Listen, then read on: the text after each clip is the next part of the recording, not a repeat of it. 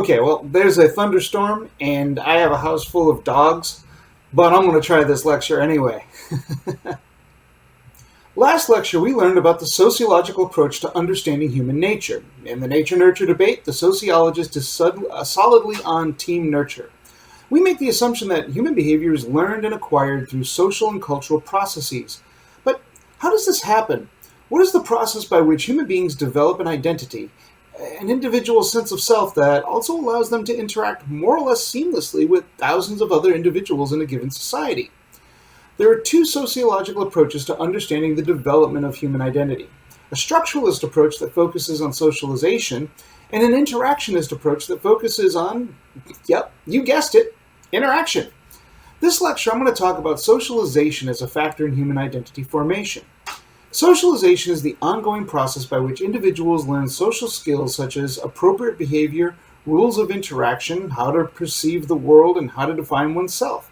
In other words, people develop an identity through socializing with others. Socialization is an ongoing process that is external to the individual and takes place within social groups and institutions. For the most part, human beings develop their sense of self while participating in the institutions that we learned about in Lecture 13. That's why social institutions can also be referred to as agencies of socialization. Socializing participants is one of the functions of institutions outlined by Talcott Parsons. These agencies of socialization include family, peer groups, schools, churches, the state, the market, and increasingly, the media, medicine, and recreation. From the moment we're born up to the moment we sign out from life, we're being socialized within these agencies of socialization, within these institutions. We're never really done being socialized. The very first experience we have with socialization is within the family, or some kind of family unit. That's why the family is considered to be the agency of primary socialization. In our early years, the family teaches us just about everything we need to know about who we are, from learning how to speak, to respecting authority, to what it means to be an adult, a man, a woman, the importance of picking up after ourselves, of taking responsibility for our actions, the importance we place on honesty. So much of our personalities are shaped according to this primary socialization. Of course, families don't exist in a vacuum. Families often give us our first experiences with other institutions like religion and churches, or political ideologies, with healthcare institutions like visiting the doctor for a checkup. We also see the media as an institution creeping into the family socialization space. Television has often been criticized as being the babysitter of choice in many families. Now we see small children using technologies like tablets and iPads. How will increasing encroachment of media and technology in family socialization influence future generations? How concerned should we be? Well, that's a question for another lecture down the way a bit. For now, let's just stick with the topic of socialization. We also have to understand that those social factors that influence families will also have an impact on the children being socialized. Some intriguing and disconcerting research has come to light recently on the influences of poverty, the stresses associated with racism, unstable neighborhoods, environmental pollution, and more on child development. Think about a working-class single mother or father working 2 or more jobs to make ends meet, and compare how much social and emotional resources they have for socializing their children as compared to, say, a 2-parent upper-middle-class family. Little things like time and energy for reading bedtime stories to children are very impactful on child identity development. It's within the family that the individual also receives his or her first experiences with gender socialization, or the expectations and norms ascribed to individuals based on their gender. Families are the first to teach their children what it means to be a man or a woman. Dad takes out the garbage and fixes the car. Mom does the cooking and puts band-aids on your boo-boos. Children are also given specific instruction when it comes to gender. For instance, boy children are often told that boys don't cry, or big boys don't cry. Girls are instructed that certain activities, especially physical activities in which she could fall and hurt herself, are not ladylike. Boys tend to get more physical play and roughhousing, while parents tend to be more emotionally responsive to girls. Even family chores are often divided along gender lines, with boys doing more outdoor work, mowing the lawn, taking out the garbage, while girls tend to do more domestic indoor tasks like washing the dishes or helping with the cooking. Families also introduce their children to racial socialization, or the expectations and norms ascribed to individuals based on race or ethnicity. Recently, media attention has been given to the fact that African American families are obliged to talk to their children, especially their boys, not just about the birds and the bees, but also the fact that police officers may interpret their actions as being more threatening than others. So there are prescriptions for how they should act when confronted by a police officer. While white parents will instruct their children to seek out police officers if they're in trouble, black parents in black communities often suggest avoiding the police and seeking help from family members of the community. The family also introduces class socialization. The social class of the family will influence how children are socialized. For instance, working class families tend to emphasize obedience to authority more than do middle class families, while at the same time, children in working class families tend to have more unstructured time, in which they're on their own to learn about the world without adult supervision. Working class families are more likely to emphasize conformity to the rules and respect for authority, traits that prepare them for low-level working class labor. Middle class families emphasize critical thinking and self-responsibility, but tend to structure their children's lives more with formal clubs and participation in structured activities. Consequently, middle class children learn the importance of promptness and keeping calendars and lists, skills that are of benefit to them in school and later college and professional jobs. Middle-class children are more likely to appreciate the value of diverse social networks, while working-class kids tend to emphasize insular, loyal peer groups. Again, this gives middle-class children an advantage in our modern society. Race, ethnicity, gender, and class are really important components of identity that we'll be touching upon in some way for the rest of this lecture series. Yes, initial socialization with regard to ethnicity, gender, and class takes place within the family, but these factors and some others like sexuality, physical diversity, neurodiversity, and age all play a role in how we're socialized throughout our lives, regardless of which agencies of socialization we're participating with. The experience of children of color in schools, for instance, is often different from that of white children. Women have very different experiences in the workplace than do men. The research on this is clear, so ethnicity, gender, and class are central themes in sociology for understanding socialization. Socialization that takes place outside of the home or household is called secondary socialization. For most people in modern societies, our first formal experience with secondary socialization takes place in school. School really is our first experience with consistent interaction with non-family members. School is also our first real experience with a bureaucratic structure that we must learn to navigate. Now, at first sight, the function of schools in socializing children is pretty easy to understand. School is where we learn how to read and write, how to do math. We learn about science and social studies and the all-important test-taking skills. Nothing is more important than test-taking skills. But I can't tell you how useful test-taking skills are. Just kidding. I'm almost 50 years old, and it's been more than 25 years since I've taken any kind of standardized test. Oh, and we were never taught test-taking skills when I went to school, but I digress. We can apply Merton's manifest and latent functions that we learned in Lecture 4 to understanding schools as agencies of socialization. Remember, Merton pointed out that institutions have manifest functions, the thing that the institution is specifically set up to do, and latent functions, the stuff the institution does that isn't specifically set up to do. Schools are specifically set up to pass on academic knowledge to young people. That's the school's manifest function. But schools actually do much more than teach us academic stuff. Schools socialize us in many ways that have nothing to do with the curriculum we learn. That's why sociologists of education refer to this as the hidden curriculum. The hidden curriculum can also be looked at as an example of Merton's latent functions of the institution. The stuff that the institution does that's not on the brochure. Schools teach us about diversity and making friends. They teach us how to get along with people even when we don't like them. Schools teach us how to follow rules even when the rules suck, and how to accept authority. Schools teach us a work ethic. Many schools use team sports and spelling bees and offer rewards for the best grades or test scores. This teaches us the value of competition. When teachers use group work in collaborative projects, they're teaching us how to work in groups. We learn to be on time for class. We learn to keep schedules. We learn how to follow bureaucratic rules. We learn about the work ethic even when we don't know why we have to do this stupid homework because I'm never going to use this stuff in my life, Mrs. Lehman. Actually, you may be surprised the things that you find yourself using during your life. Thanks, Mrs. Lehman. School, as with other agencies of socialization, also reinforce gender, ethnic, and class differences. Research suggests that math teachers tend to be more responsive to boys than to girls, despite the fact that girls tend to outperform boys academically. On the other hand, boys are more likely to be negatively disciplined through timeout, suspension, and even expulsion than are girls. Students of color are even more likely to experience negative discipline than are white students, as their behaviors are more likely to be defined as disruptive than the same behavior among whites. Another important agent of secondary socialization is our peer groups. Peer groups are those groups formed when people with shared interests and social position, often associated with age, interact regularly. For young people, these peer groups are important because they're the first interactions young people have that are not immediately under adult control and supervision. For many youth, peer groups often first develop in schools, but may also develop as young people spend more time in the neighborhood and community. Regardless, peer groups are extremely important and influential. As young people enter adolescence, they often spend more time with their peer groups than they do with their families, and this becomes a vehicle for developing independently of their families. For young people, fitting into a group is often of utmost importance, to the point of participating in risky behavior in order to satisfy group expectations.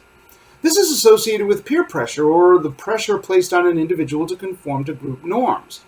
Schools and peer groups are the first structures in which young people are personally responsible for establishing or adapting to status and the expectant roles that go along with such status. A status is a position in a social hierarchy that comes with certain expectations and carry with it an expectation of deference from those of a lower status. Sometimes this status is formal. In other words, someone goes through a recognized process in which to establish status. Your teacher is an example of someone who has a formal status. They went out, got the education, got the certificate, and were formally hired to have status in the classroom. Your friends, however, have status that is less formal. Everyone just recognizes and accepts where they stand in the group. You probably have a friend who tends to decide the direction that the group will go. That person has a leadership status. Nobody went through a process to say, "You're the leader." They just became that. Another friend may be really good at planning parties. That person becomes the party planner. You may have a classmate who tells jokes. She becomes the class clown. There are different kinds of statuses. Ascribed status is one that we're born with or are the result of circumstances beyond our control. Ascribed status is unlikely to change no matter what we do. Our gender or race is an example. At one time, our family reputations were ascribed to us. Related to ascribed status is embodied status. Embodied status has to do with our physical attributes and the assumptions that are made based on those attributes. Beauty, ability, athleticism are forms of embodied status. Finally, there's achieved status. Achieved status is presumably earned through our own efforts. Having a high school diploma as opposed to a master's degree is an example of achieved status. These forms of status are often the focus of stereotypes or assumptions made about individuals based on their status position.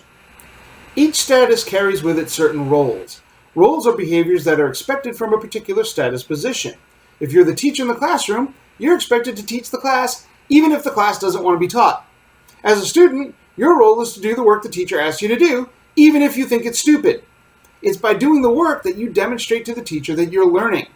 Among your friends, you may be the person in charge of deciding what to do over the weekend. In your family, you may be the one who takes out the garbage. As young people come of age, establishing status becomes paramount in their lives. Often these statuses have more to do with their peer groups than with their schools and the adults in their lives. In 1961, sociologist James Coleman observed that adolescents will create their own status-based societies within a school. These adolescent societies become more important to the teens than is the rules of the school and even academic success. Even IQ took a backseat to one's peer group when it came to academic success. Murray Milner's book, Freaks, Geeks, and Cool Kids, suggests that establishing status systems is one of the few areas in school through which students actually have some power. These status systems are influenced by a number of variables, including social class and even consumer society, but often frustrate adults and may even obstruct the goals or manifest functions of the school. Something that you've probably noticed is that these agencies of socialization are not exclusive. There's a great deal of overlap. When you go to school, you're still part of the family agency.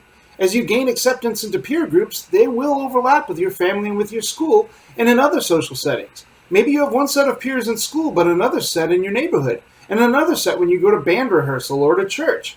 You also may notice that there's a great deal of interaction between these agencies of socialization and their associated institutions. Schools are also state structures, for instance. They may even be religious structures if you go to a religious school, or market structures if you go to private schools. As we participate in more and more agencies of socialization, we establish status in each one. All of the different statuses we hold in different institutions is called a status set. With each status position we hold, we also have associated roles. For instance, I'm a teacher and a college professor, but I'm also a husband and a father and a son and a friend. Usually, I'm able to juggle these roles that go along with these statuses pretty well, but not always. It is not uncommon for these overlapping statuses and roles to create conflicts in our lives. For instance, my role as a teacher may interfere with my role as a father, as time that I spend with my students is time that I'm not spending with my own children. If one of my own children gets sick, this will interfere with my role as a teacher as I take time off to care for my child. This is called role conflict, when two or more roles have contradictory expectations. I may also experience conflict within a particular role. For instance, as a teacher, I'm responsible for teaching my students, but I'm also responsible for, say, how my students score on standardized tests. So I may be inclined to spend time teaching students shortcuts for passing the test rather than teaching the actual curriculum. This is called role strain, when a single status creates contradictory goals. Our recent scandal with athletes using performance-enhancing drugs is an example of role strain. On one hand, the athlete is expected to compete honestly. On the other, he's expected to win. This may create incentives to cheat. Individuals will develop what sociologists call a master status, or a status that overrides all others. I'm a father and a husband first. When my family needs me, my roles as a teacher are put on hold. Period. This helps resolve a lot of this role conflict and strain. However, my master status isn't just my idea. It's dependent on my social location or the agency I happen to be participating in at the time. For instance, my students do not necessarily recognize my master status as father. The master status they ascribe to me is teacher. Sometimes they act as if when they go home after school, teachers are just gathered up and put in a pod somewhere until school opens up again the next morning. We have lives. It's not just about you. But I digress again. As we grow and develop, we find ourselves changing our participation within these agencies of socialization. We leave school behind. Well, some of us do. Our jobs become an agency of socialization, but then our roles in that agency of socialization change. At first, our job puts a great deal of energy into socializing us into the job place, teaching us the roles and expectations in that particular field. Then we gain experience on the job and we become part of socializing others who are new to the job. These changing roles also happen in the family. At first, we're children being socialized. Then we leave our parents' household, but eventually develop households of our own. Most of us start families of our own and have children whom we are responsible for socializing. This happens no matter what institution we're participating in. If you're active in your church, your roles evolve. In the military, your roles often formally change as you change rank. On the job, you'll get promotions that change your status among the peer groups you have at work, maybe even creating strain on those relationships. When you leave a role behind, for whatever reason, this is called role exit. Role exit may be a personal choice, such as quitting your job or accepting a promotion or ending a marriage. It may also be thrust upon you by getting laid off or experiencing the death of a spouse.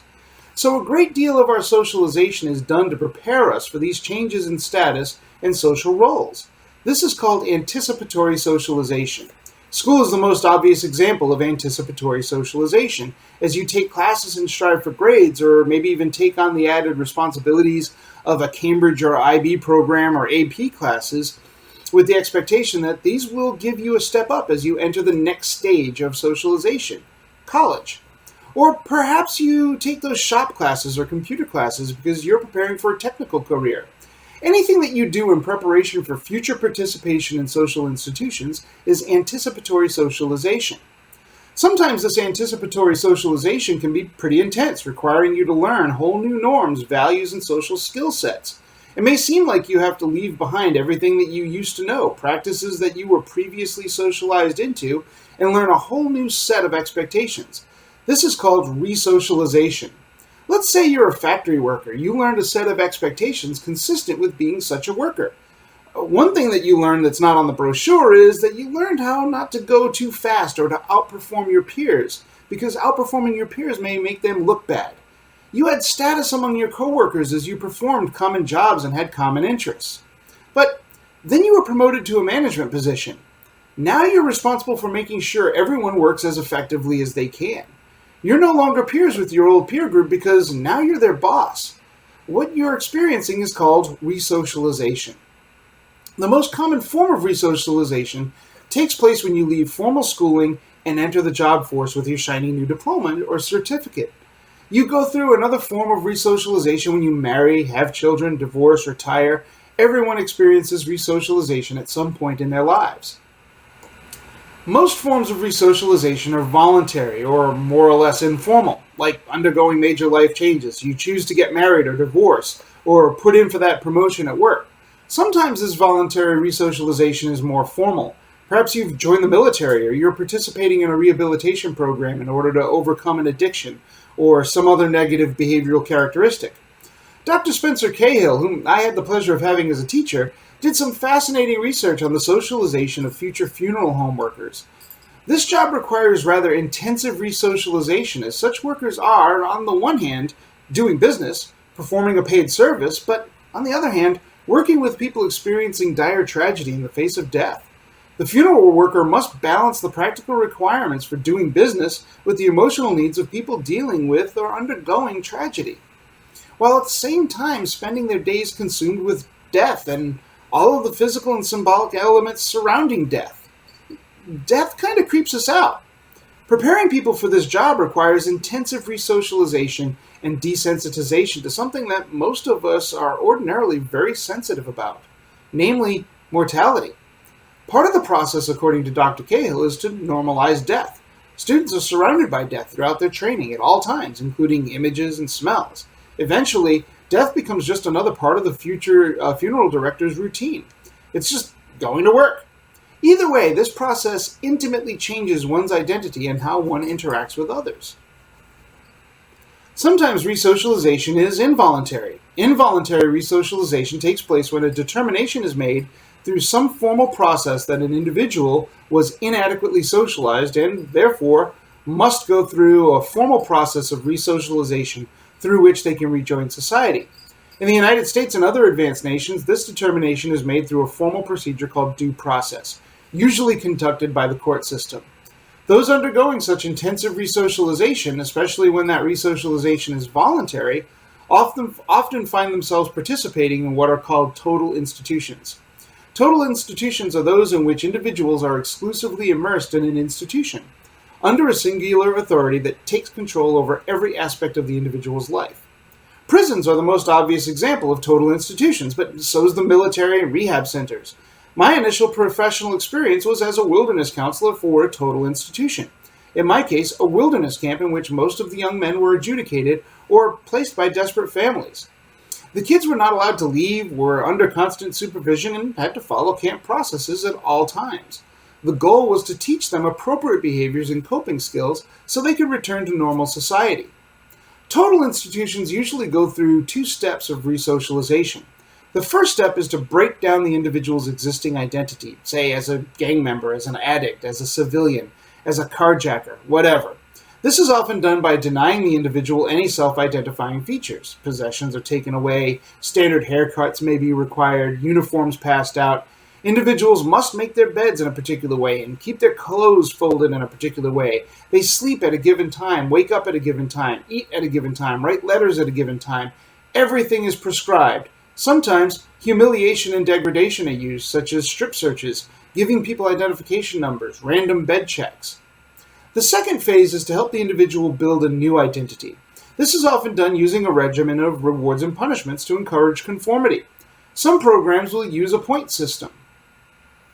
One of the most effective forms of resocialization in a total institution is military boot camp. Within a few weeks of often grueling training, a civilian is turned into a trained warrior with an entirely altered identity. The process is summarized by a Marine I knew who said, "You start off hearing you're nothing, you're nothing, you're nothing. Pretty soon you hear you're nothing but a Marine, you're nothing but a Marine, you're nothing but a Marine. Before you know it, you're a Marine, and you don't know what it's like to be anything else." Well, that pretty much sums up the resocialization process of total institutions.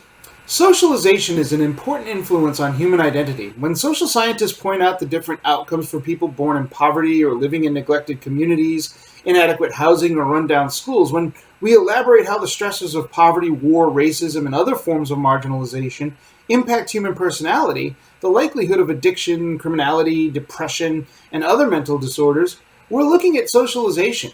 Currently, working-class white men in the United States is the only demographic in the advanced world experiencing decreasing life expectancy.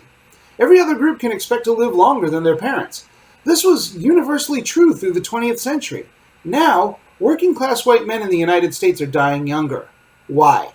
The evidence is pointing to the influence of the loss of decent-paying working-class jobs, namely in the trades and manufacturing. For American men, the workplace was an important source of socialization and consequently an important influence on identity. With that loss has come increased rates of depression, suicide, and substance abuse and addiction. Young people today are also experiencing heightened levels of anxiety and depression with the increased suicide rates that go along with it. Studies point to the influence of social media, increased pressure at school, and a 24-hour news cycle emphasizing danger, danger, danger, be afraid all the time. Social media, news media, peer groups, schools, these are agencies of socialization.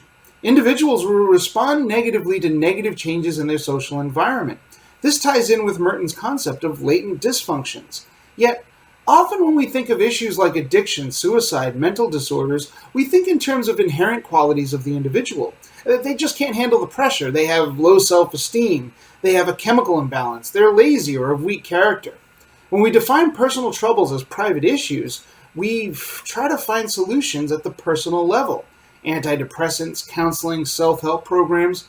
When we do this, we often ignore the more important but more complex social influences. Socialization is formative in making us who we are. Troubled institutions equate to troubled socialization, which also equates to troubled individuals. If we want healthy people, we need healthy institutions. In this lecture, we looked at socialization as influential on human identity. Clearly, we were looking at identity formation in terms of structuralism. What about interactionism? Does interaction, how we interact, who we interact with, influence human identity? It should come as no surprise that it does. Next lecture, we'll look at the interactionist interpretation of identity formation.